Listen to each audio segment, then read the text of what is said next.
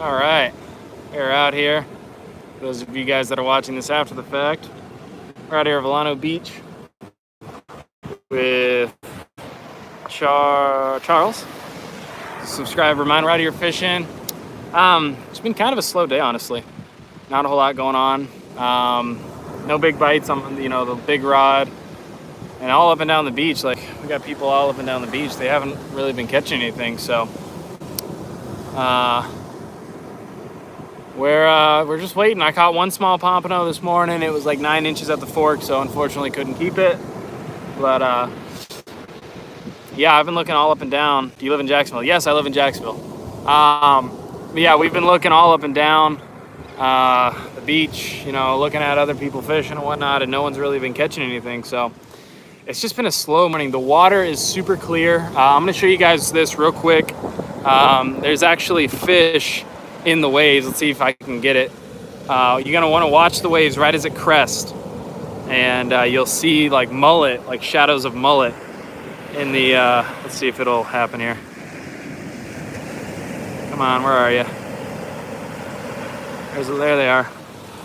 They're right in front of me, so we're gonna look, see if we can't see them. Come on.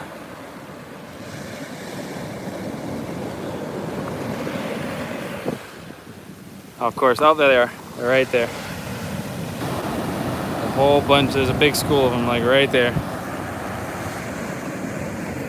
Oh man, that's a massive school. So watch this wave coming up. You guys, watch this wave.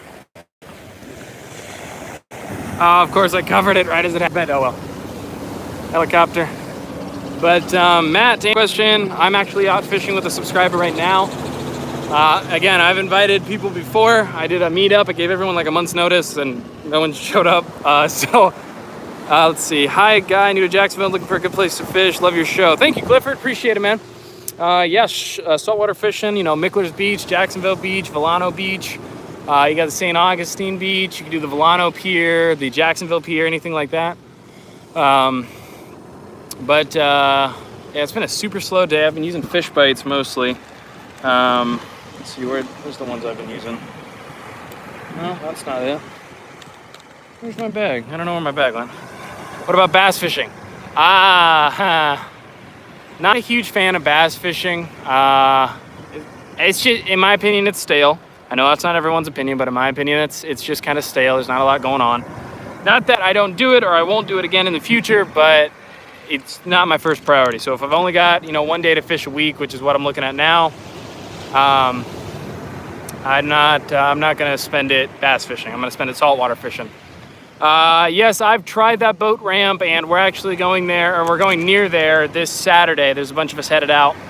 We're going to be doing a YouTube meetup. Tight Lines 904 Fishing, not to be confused with me, 904 Fishing. Tight Lines 904 Fishing set up this YouTube meetup, kayak meetup, so we're going to go kayak out there, but it's near there. That's actually where I go gigging, is the Allen County boat ramp. These are the fish bites that I'm using. Hang on, let me take them out of the bag so you can actually see them. There we go.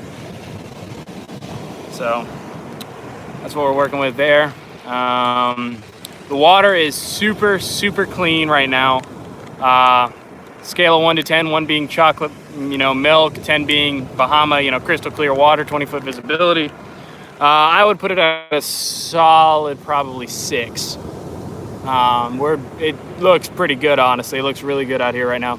I forgot my GoPro gear this morning, so I forgot all of my stuff for my GoPro. So this is what I've had to do. I had an old hat from way back when in my. Find me on Instagram, fitness fishing. Let's go. All right, Matt, I'll hit you up, man. Or saltwater fishing, not bass fishing. But if I throw down the phone suddenly, it's because I've got a fish, just in case that happens. But a guy actually caught a remora. There we go. A remora this morning off the beach. Hang on, let me see. That guy right there. Yeah, he caught a remora right off the beach. First one I've ever seen pulled off the beach. So that was kind of interesting. Yeah, other than that, it's really been a slow morning. So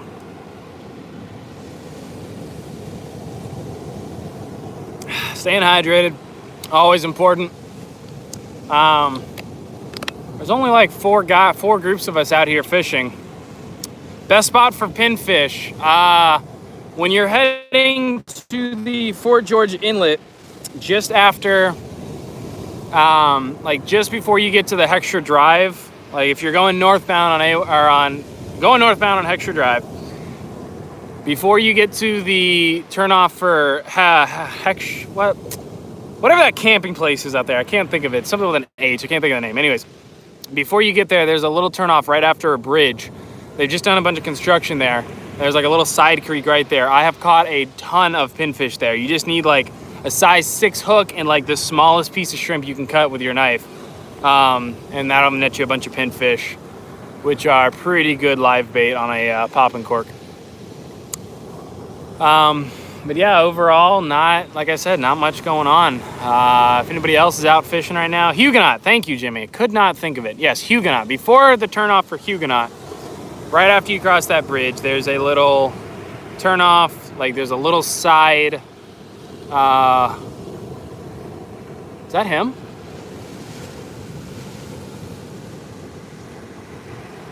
Oh, he's got something. Who is that? Hang on, guys. Sorry, somebody's got something. It's like jumping in the water. I don't know what that was. I don't know if that was him or... I think that's how you spell it. Yeah, I'm not going to judge you on it. I think that's how you spell it too. I think... There we go, we're back. Now I can actually see. It's so dark. But I'm live on YouTube right now. That's Charles. I can't see anything in this reflection. That's Charles. Went fishing with him today. It's been a really slow day, it really has. But hopefully it'll pick up now that we're getting closer to, the bottom of low tide, which I think should be happening shortly. Do you know what time it is by chance? I think it's like 9-10 o'clock, like 9:30, 10 o'clock, which low tide was at 9:40. So that's nice. God, I can't see anything with this glare. But yeah, it's been a rough morning. You'd think with the water as clear as it is, we'd have better luck, but no dice. We've got a little bit of a wind. You guys can probably see the flag. Let me know you're okay. Weird. Give me 1 second, guys. Hang on. All right, sorry about that. Hopefully that wasn't too much of an interruption, but it's 9:52. Yeah, so we're looking at low tide like right now, like right now is low tide. And I'm not catching anything. So water's super blue though, super clear. I thought for sure I'd get something on the big rod, but I guess not. You can see the flag flying behind me there. Got a northern wind. So to get to where you are, do you go left at the intersection that takes you to the Vilano Pier? Yes. You go left, you pass the BP, keep going until you see a small parking lot on your right side, and that's where I'm at right now. And then I'm south. See, I don't know how well you're going to be able to see it. I can't see anything. There's a little yellow flag right over there. That's like the parking lot area. And then I usually walk south on that, so I don't know how people do this. You guys hear me okay, by the way? I have no idea how the audio is on this. I thought about getting a mic for my phone for doing this, but I don't know.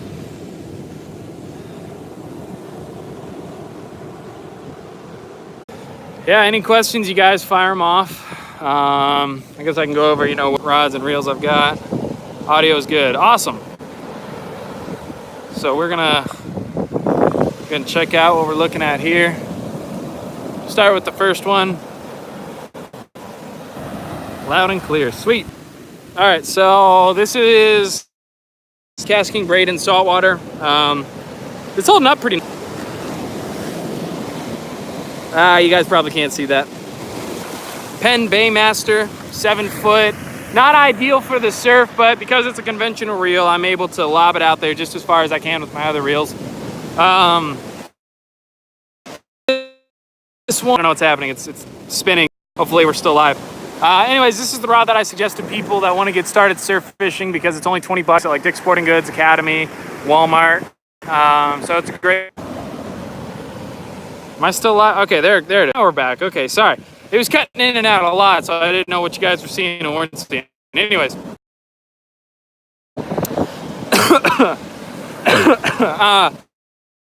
To answer your question, I only use 4-ounce Sputniks. That's the minimum that I use.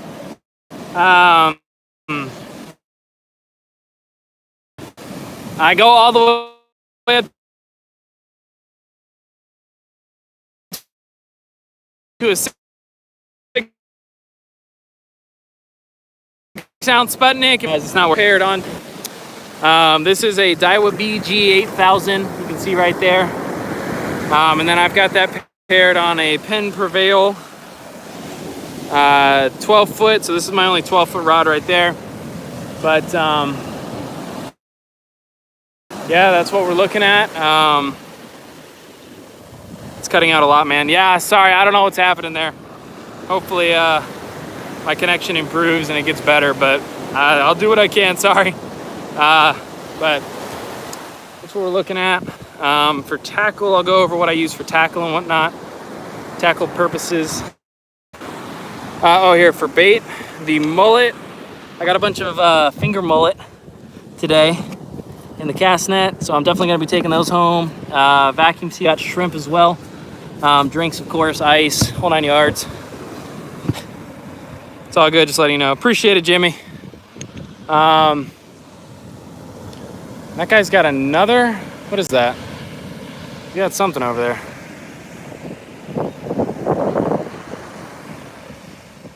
What is that? Looks like another ladyfish.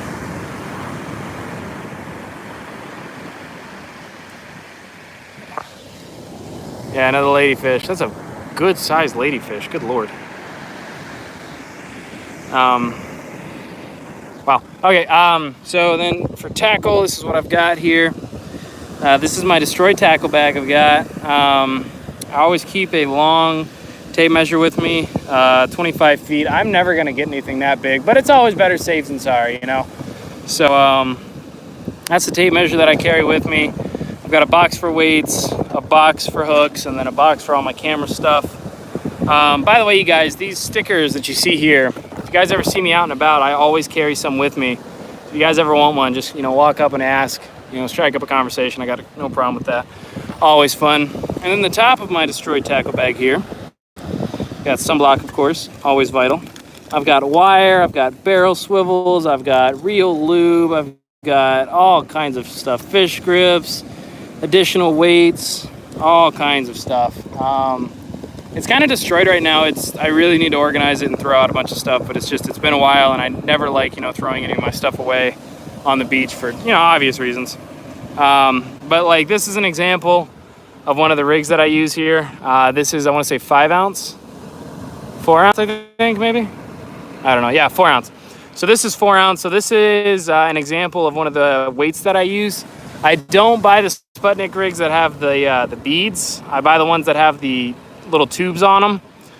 Reason being is because they last a lot longer, they hold a lot better, and it's just better overall. I usually buy the ones with the extended necks. This is kind of a short one that I've got, but I usually buy the ones with the necks that come out to about here. That's what I use. Probably 95% of the time I'm going to be using something along the lines of this. Other things, I've got a scale, I've got additional weights, I've got all kinds of stuff, man. I've got wire cutters. If you guys are going to be using any kind of wire when you're out fishing, you need to carry something capable of cutting through that wire if you need to, like especially if you get a big shark or something. You need to carry something that's capable of snipping through that wire real quick so you can get them released quickly. That was something that was talked about and brought up last time when I caught that nurse shark. You know, a lot of people told me to keep it in the water because of the new regulations.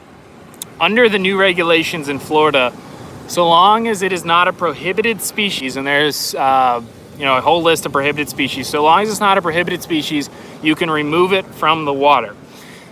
Nurse sharks are one of the 7 species of sharks in Florida that require a 54-inch minimum fork length to be kept. Knowing that, I knew it was too short, of course, so I took the hook out and got it back in the water immediately. I did pose for a photo, but that was while I was unhooking it. The shark was out of the water less than a minute. That's my main goal. If I know that I'm not going to be keeping the fish, keep it out of the water less than a minute, get it back. I've never had one die on me doing that. So that's just kind of my rule of thumb. God, when I put those up, I can't see anything on the screen. But I need to get a sand rake. I don't have a sand rake, so I don't have any sand fleas. I think that's what that guy's catching everything on, is sand fleas. But super clear water, tons of mullet. I do have 2 live finger mullet out on, let's see here, that rod right there. I've got to kind of I've got it thrown out just a little past where the mullet are hanging out. Reason being is I think if a predator comes by and they sees a couple mullet, hanging out past the school, it'll go for them instead of the main school, but I don't know, that's just me. So it's all good, just let me know.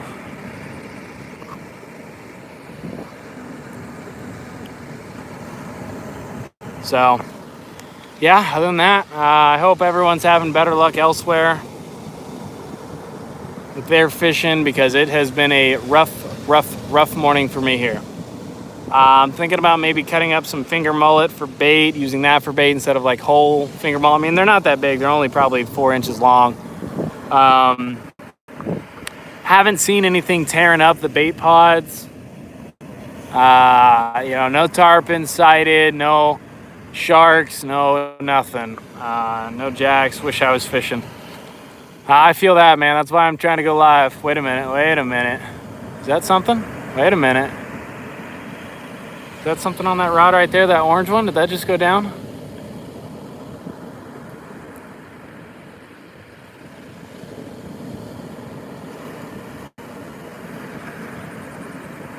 I think I've got something on that orange one, guys.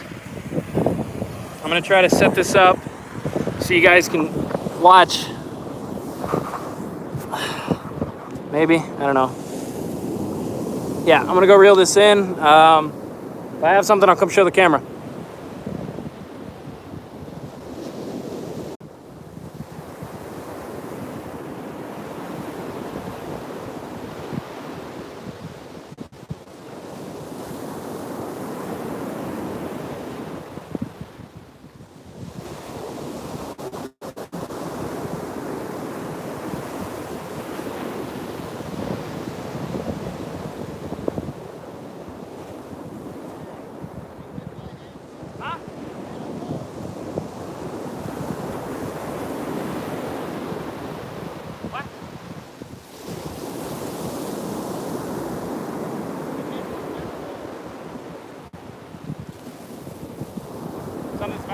My pole or his pole?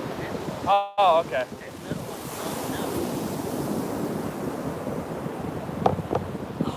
All right, so, oh goodness.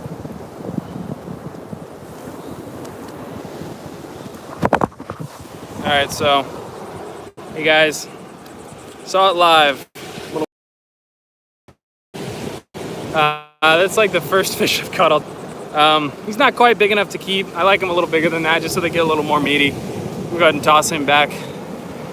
I'll show you guys the rig that I'm using on that rod while I've got it in, because I need to put more fish bites on it anyways. So toss him back. There he goes. Thought I saw something going off on that. So, well, you're not skunked. Yeah, exactly. Inside. So, I'll go over my rig and everything I've got it in. This is my rig here. I tie these myself. So this is the only 2 ounce that I have, and honestly, I grabbed it by accident. I don't have any better excuse than that. This is my rig that I've got. Little T connector coming over to a 1/0 hook. And then up here, I've got a 2/0 hook. So that's my typical setup. I like to put about 1.5 feet in between my rods, my hooks. So when it comes to baiting them, what did I do with the fish bites that I had? There. When it comes to baiting them,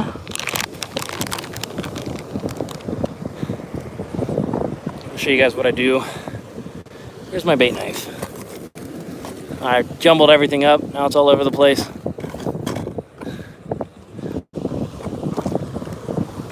What did I do with my dang bait knife? I just had it. Is it in my pocket? No, not in my pocket. God, story of my... Oh, there it is. All right, so take out the bait knife. And then usually cut it into little pieces. I usually have scissors for this, but again, left the scissors at home because this morning was a mess. All right, there we go. That's how, I mean, that's what size I use for my fish bites, nothing crazy. And then when I hook them, I don't know how I'm gonna show this, I guess the phone right here. All right, so when I hook it, I rip off, if I can, I rip off the old stuff. If it doesn't want to come off, then I just leave it on. Yeah, stuff's being... Oh, there it goes. All right. So when I hook it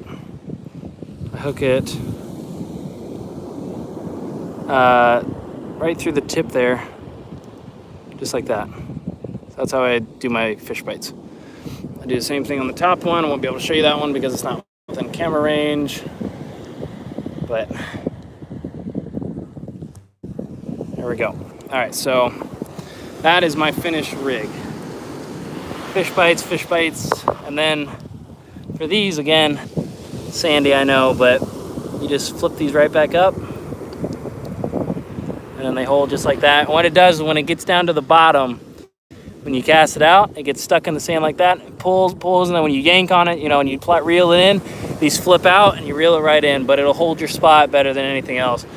That 2-ounce weight is holding better than a 4-ounce pyramid, just to give you guys an idea. So I'm gonna go ahead and cast this out real quick. I'll be right back.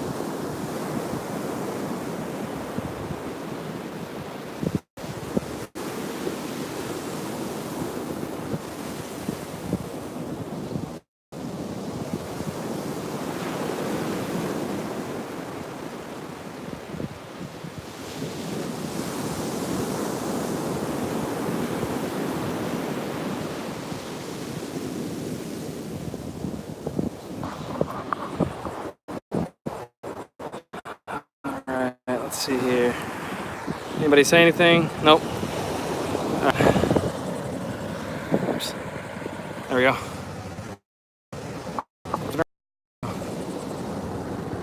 So, hopefully we can salvage the day. Probably gonna go look for some sand fleas for a little while, but yes I did. You did say something? What'd you say, Gina? I didn't see it if you did. Just about to get off. Oops.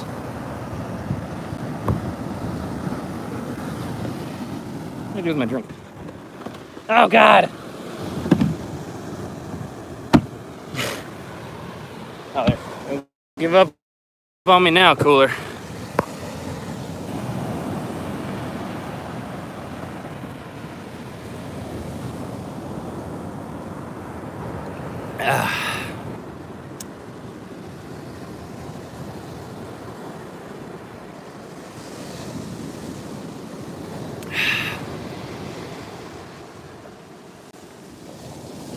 one Gatorade down, one to go. So I'm gonna end it here. Thank you guys for tuning in. If you guys want me to do more of these in the future, let me know. If you're watching this in the future, comment something, ask me something. Anything you guys got questions for, I would answer to the best of my knowledge. So thanks for you guys watching this. Keep an eye out for this video, and I'll see you guys next time.